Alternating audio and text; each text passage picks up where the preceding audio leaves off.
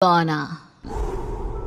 आज 20 सालों बाद रमेश अपनी दुल्हन नैना के साथ अपने गांव के अपने पुराने घर आता है। सभी लोग बहुत खुश थे। रूपा भी अपनी बहू का स्वागत करने में लगी थी। पर ये क्या, रूपा जैसे ही अपनी बहू की आरती उतारने जाती है, अचानक से तेज हवाएं चलने लगती है। घर की लाइट चली जाती है और आरती का थाल का दीपक बुझ जाता है। माँ, ये सब क्या हो रहा है? अचानक से ये मौसम कैसे बदल गया? अरे बेटा, ये गांव है। गांव में अक्सर ऐसा ही होता है। किसी भी वक्त मौसम बदल जाता है और कभी भी लाइट चली जाती है। दीपाली बेटा, किचन से मोमबत्तियां तो ले आ। रूपा के कहने पर दीपाली किचन में मोमबत्ती लेने जाती है। लाइट ना होने की वजह से घर में काफी अंधेरा था, इसलिए दीपाली अपने फोन का टॉर्च ऑन करती है और टॉर्च ऑन करते ही उसे महसूस होता है जैसे कोई उसके सामने से गुजरा हो। मुझे ऐसा क्यों महसूस हुआ कि मैंने अभी यहाँ किसी को देखा? क्या सच में यहाँ कोई था या ये सिर्फ मेरा वहम था? अरे दीपाली बेटा, मिले कि नहीं मोमबत्ती? हाँ माँ, बस अभी लाती हूँ।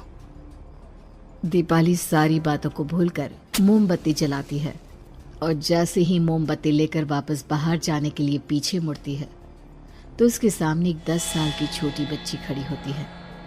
उस बच्ची की एक झलक देखते ही दीपाली डर जाती है और जोर जोर से चिल्लाने लगती है। तभी अचानक से लाइट आ जाती है। दीपाली की आवाज सुनकर शंकर और छोटा भाई पवन उसके पास पहुंचते हैं। क्या हुआ दीपावली बेटा? पापा, मैंने किसी को देखा। दीदी यहाँ पर कोई नहीं है। अंधेरे में वहम हुआ होगा आपको। अब चलो, दरवाजे पर भैया भाभी कब से खड़े हैं। दीपाली भी इसे अपना एक वहम समझकर सबके साथ बाहर चली जाती है, जहां वो लोग अपनी भाभी का स्वागत करते हैं। नैना अपने पैरों से कलश को गिराकर थाल में पैर रखती है और घर के अंदर जाती है। सब घर के अंदर चले जाते हैं। भाभी, मैं आपकी ननद नहीं, आपकी छोटी बहन और फ्रेंड की तरह हूँ। इसलिए कभी भी आपको ये लगे कि भैया आपको सता रहे हैं तो आप उनकी शिकायत मुझसे कर देना। भाभी भैया की शिकायत करे या ना करे, पर मुझसे और माँ से तेरी शिकायत जरूर करेगी। सभी आपस में बैठकर हंसी मजाक कर रहे थे। नैना भी घूंघट किए अपने बिस्तर पर बैठी थी। वो सब आपस में बात कर ही रहे होते हैं कि तभी उन्हें एक अजीब डरावनी आवाज सुनाई देती है और कमरे की खिड़की अपने आप ही खुल जाती है। मुझे इसीलिए गांव पसंद नहीं। गांव में ऐसी ही डरावनी आवाजें आती हैं। मैंने तो सुना है गांव में बहुत सारे भूत भी होते हैं और इस मौसम को पता नहीं क्या हो रहा है। मुझे तो बहुत डर लग रहा है। मैं तो अपने कमरे में जा रही हूँ सोने। बाय भाभी, हम कल बात करेंगे। अब सब अपने कमरे में सोने चले जाते हैं। नैना अपने कमरे में बिल्कुल अकेली थी। कुछ देर बाद रमेश अपने कमरे में आता है और देखता है कि नैना खिड़की के पास खड़ी होकर बाहर की ओर एक टक नजरें लगाकर देख रही थी। क्या हुआ नैना? बाहर क्या देख रही हो? मैं बाहर का मौसम देख रही हूँ रमेश जी। इस मौसम को देखकर ऐसा लग रहा है जैसे आज कोई अपना बदला लेने के लिए आया है। तुम क्या बोल रही हो? मेरी कुछ समझ में नहीं आ रहा। और वैसे भी रात काफी हो चुकी है, अब हमें भी सो जाना चाहिए। चलो। इतना बोलकर रमेश सोने के लिए बिस्तर पर लेट जाता है, पर नैना अब भी खिड़की के पास ही खड़ी होती है। रमेश के सो जाने के बाद नैना अपनी सास के कमरे में जाती है और अपनी सास के पास बैठकर रोने लगती है, जिसे सुन सास की नींद खुल जाती है। बहू, अरे क्या हुआ बहू? तू इतनी रात को यहाँ मेरे कमरे में बैठकर रो क्यों रही है? मम्मी जी, आपने मुझे क्यों नहीं अपनाया? आपको पता है, आपकी वजह से मुझे और मेरे परिवार वालों को गांव वालों के कितने ताने सुनने पड़े। तू मेरी बहू नहीं है? कौन है तू? मम्मी जी, मैं आप ही की बहू हूँ। आपने मुझे अब भी नहीं पहचाना? इतना बोलते ही नैना की आंखें लाल हो जाती हैं। वो जोर जोर से हंसने लगती है मौसम का रुख बदल जाता है। कमरे की खिड़कियां और दरवाजे अपने आप ही खुलने और बंद होने लगते हैं। देखते ही देखते नैना हवा में उड़ने लगती है और वो अपनी आंखों के इशारे से अपनी सास को भी हवा में लटका देती है। तेरी वजह से मुझे और मेरे घर वालों को ताने सुनने पड़े। तूने जो पाप किया है, तुझे उस पाप की सजा मिलेगी और अब तेरी इस गलती की सजा तेरा पूरा परिवार भुगतेगा। इस तरह से नैना बड़ी ही बेरहमी से अपनी सास को मार डालती है और आराम से अपने कमरे में जाकर सो जाती है। अगली सुबह जब घर वालों को कमरे में रूपा की लाश मिलती है तो उन लोगों के पैरों तले जमीन खिसक जाती है। कल तक माँ बिल्कुल ठीक थी, फिर अचानक ऐसा क्या हुआ रात को कि माँ हम सबको छोड़कर चली गई। सारी गलती मेरी है। बेटे की शादी की खुशी में मैं ही रात को घर वापस नहीं आया और चला गया अपने गांव के दोस्तों से मिलने। अगर रात को मैं अपनी रूपा के साथ होता तो शायद आज वो हमें छोड़कर न जाती। घर में शोक का माहौल पसर गया था, पर नैना को इस बात से कोई फर्क नहीं पड़ रहा था और ये बात कहीं ना कहीं पवन को भी समझ में आ रही थी। अब ऐसे ही कुछ दिन बीतते हैं और 1 महीने के अंदर ही अंदर शंकर की भी मौत हो जाती है। पहले माँ छोड़कर चली गई और अब पिताजी। क्या हो गया है हमारे घर को? पता नहीं किसकी नजर लग गई है। भैया ये घर सही नहीं है। हम जब से इस घर में आए हैं कुछ न कुछ बुरा ही हो रहा है। हमें यहाँ से वापस शहर चले जाना चाहिए। जहाँ रमेश, दीपाली और पवन का रो रो कर बुरा हाल था, वहीं नैना अपने कमरे में बैठी आराम से मेकअप कर रही थी।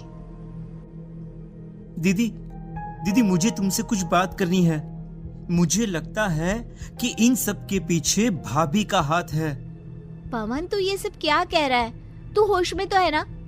अगर भैया भाभी ने तेरी ये बकवास बात सुन ली तो उनके दिल पर क्या गुजरेगी? तू भाभी पर इतना बड़ा इल्जाम कैसे लगा सकता है? दीदी आप खुद ही देख लो ना, हम जब से इस घर में आए हैं सब कुछ बदल गया है। शादी से पहले नैना भाभी ऐसी बिल्कुल नहीं थी, पर अब वो किसी से बात नहीं करती, ज्यादातर अकेले अपने कमरे में ही रहती है और कभी उनसे बात करो भी तो न जाने कैसी अजीबोगरीब तरह की बातें करने लगती हैं। तू पागल हो गया है?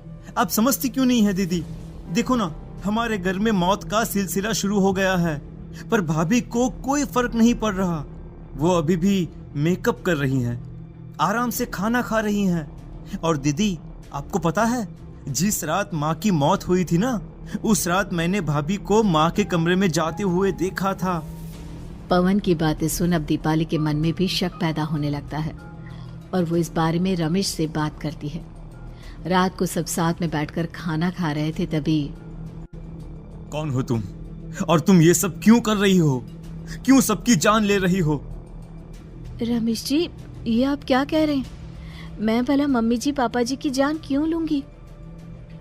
मैंने कब कहा कि तुमने माँ पापा की जान ली? नैना, तुम तो मेरी पत्नी हो, तुम थोड़ी किसी को मारोगी। नैना, तुम नैना ही हो ना? रमेश की ये बात सुनते ही नैना खाना छोड़कर गुस्से में सबको देखने लगती है। नैना की गुस्से भरी आंख को देखकर तीनों भाई बहन डर जाते हैं। तभी नैना जोर जोर से हंसने लगती है। मैं तो हूँ आपकी पत्नी गौरी। गौरी का नाम सुनते ही रमेश के होश उड़ जाते हैं। आखिर कौन है ये गौरी? क्या है इस घर और घर वालों का राज?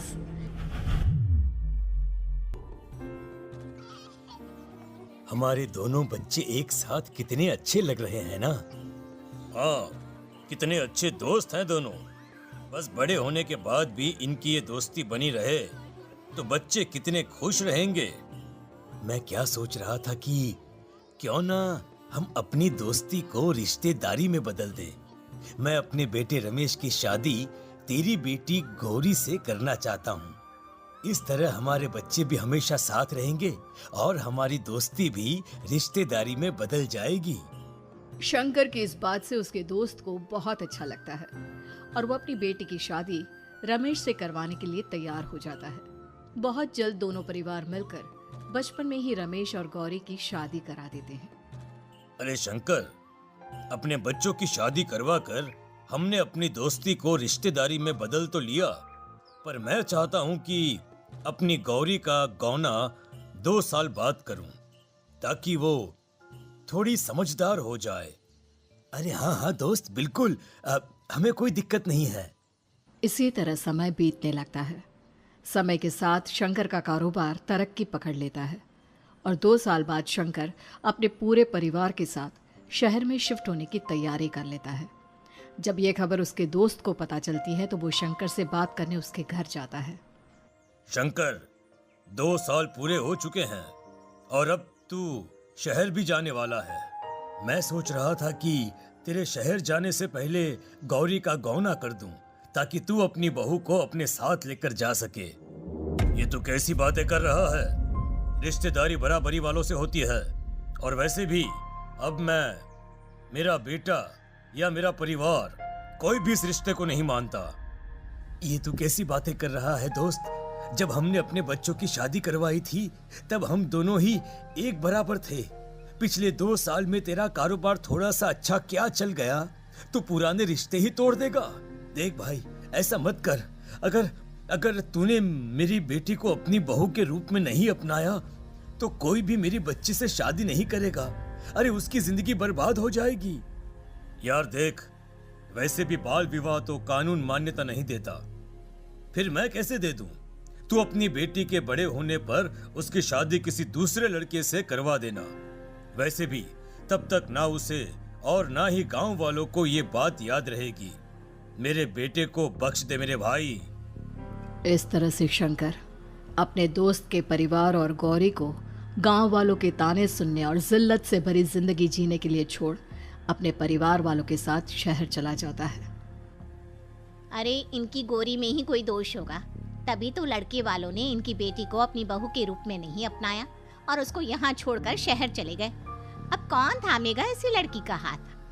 अरे पता नहीं कैसा आदमी है जो गांव वालों के इतने ताने सुनकर भी सर उठाकर गांव में चल रहा है। अरे अगर मेरी बेटी के साथ ऐसा हुआ होता ना तो मैं तो शर्म के मारे मर ही जाता। हाँ, दिन रात लोगों की नजरों में अपने लिए ग्रहण देख और सबके ताने सुन सुन अब गौरी के पिता हिम्मत हारने लगते हैं और एक रात गौरी के माता पिता खुदकुशी कर लेते हैं। ये सदमा गौरी भी सहन नहीं कर पाती और उसकी भी मृत्यु हो जाती है। तुम्हारे परिवार की वजह से हम लोगों ने अपनी इज्जत और जान गंवाई। इसका बदला तो तुम्हें चुकाना पड़ेगा, वो भी अपनी जान देकर। हंसते हुए अब नैना हवा में उड़ने लगती है। नैना अब पूरी तरह से बदल चुकी थी। गौरी की आत्मा उसके शरीर पर हावी हो चुकी थी। उसकी आंखें सफेद, पैर उल्टे, चेहरा काला और बाल बिखर गए थे।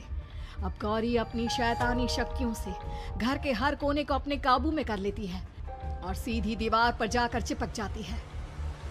मुझे अपना बदला चाहिए। बदला लूंगी मैं तुम सबको खत्म कर दूंगी। गौरी इतनी तेज चिल्ला रही होती है कि उसकी आवाज से घर के सारे कांच टूट जाते हैं। सामान इधर उधर गिरने लगता है और ये सब देखकर तीनों भाई बहन के होश उड़ जाते हैं। बचाओ, भागो भागो। उन तीनों को अपनी जान बचाने के लिए यहाँ से वहां भागता देख गौरी जोर जोर से हंसने लगती है। तभी दीपाली घर से बाहर निकलने लगती है, जिसे देख गौरी गुस्से में अपनी शक्तियों से तुरंत घर का दरवाजा बंद कर दीपाली को हवा में उड़ा देती है। बाहर भागेगी, मुझसे बचकर भागना चाहती है? कोई नहीं बचेगा, आज तुम सब मरने वाले हो। अचानक घर में भूतिया आवाजें गूंजने लगती है, तेज हवाएं चलने लगती हैं। सोफा, टेबल, कुर्सी सब हवा में उड़ने लगता है।